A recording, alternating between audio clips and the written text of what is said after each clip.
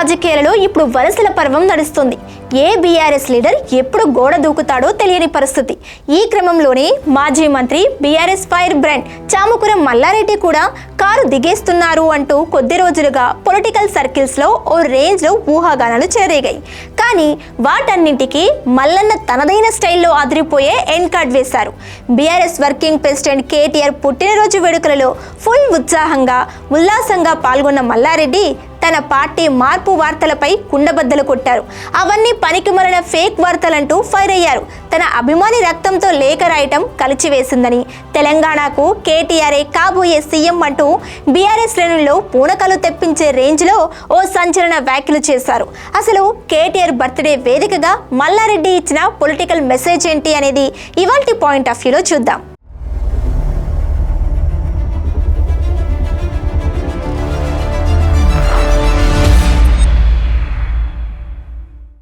Hello, welcome to Khyati connects. నేను సిరి. ఆయన మాట్లాడితే మాస్, ఆయన స్టెప్పులు వేస్తే పూనకాలే.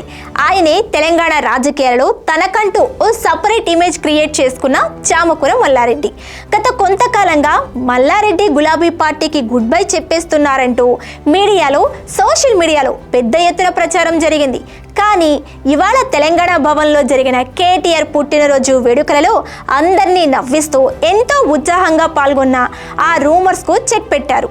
ఈ సందర్భంగా మీడియాతో మాట్లాడిన మల్లారెడ్డి తాను ఏ పార్టీలోకి వెళ్లడం లేదని, కడదాకా గులాబీ పార్టీలోనే కొనసాగుతానని స్పష్టం చేశారు.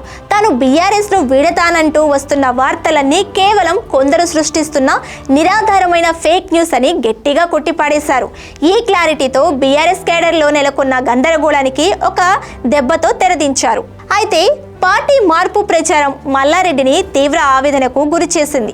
తాను పార్టీ మారుతున్నాననే తప్పుడు ప్రచారాన్ని నమ్మి ఓ వీరాభిమాని ఏకంగా తన సొంత రక్తంతో లేఖ రాయటం చూసి మల్లన్న చెలించిపోయారు. ఈ వేదికగా ఆ అభిమానికి ఓ హామీ ఇచ్చారు.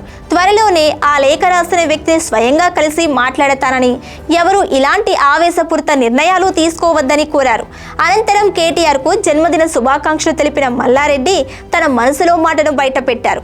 కేటీఆర్ 125 ఏళ్లు ఆయుర ఆరోగ్యాలతో వర్ధిల్లాలని మనస్ఫూర్తిగా ఆశీర్వదించారు. అంతేకాదు, రాబోయే రోజుల్లో తెలంగాణ రాష్ట్రానికి కేటీఆర్ ముఖ్యమంత్రి కాబోతున్నారని ఆయన జోష్యం చెప్పారు. యువనేత కేటీఆర్ ను సీఎం పీఠంపై చూడటమే తన ఏకైక లక్ష్యమని మల్లారెడ్డి చేసిన ఈ కామెంట్స్ ఇప్పుడు రాష్ట్ర రాజకీయాల్లో హీట్ పెంచుతున్నాయి. ఇది మల్లారెడ్డి మాస్ స్ట్రైక్. పార్టీ మారుతున్నాడంటూ తనపై జరుగుతున్న విష ప్రచారానికి కేటీఆర్ పుట్టినరోజు వేడుకగా అదిరిపోయే ఆన్సర్ ఇచ్చారు. అభిమాని రక్తంతో లేఖ రాయటంపై ఆవేదన చెందుతూనే భవిష్యత్తు ముఖ్యమంత్రి కేటీఆర్ఏ అంటూ గులాబీ శ్రేణుల్లో కొత్త ఉత్సాహాన్ని నింపారు. మరి మల్లారెడ్డి చేసిన ఈ వ్యాఖ్యలతో ఆయన పార్టీ మార్పుపై జరుగుతున్న ప్రచారానికి ఫుల్ స్టాప్ పడినట్లేనా? కేటీఆర్ సీఎం పీఠంపై ఆయన చేసిన కామెంట్స్కు కాంగ్రెస్, బీజేపీ నేతలు ఎలా రియాక్ట్ అవుతారు అన్నది చూడాలి.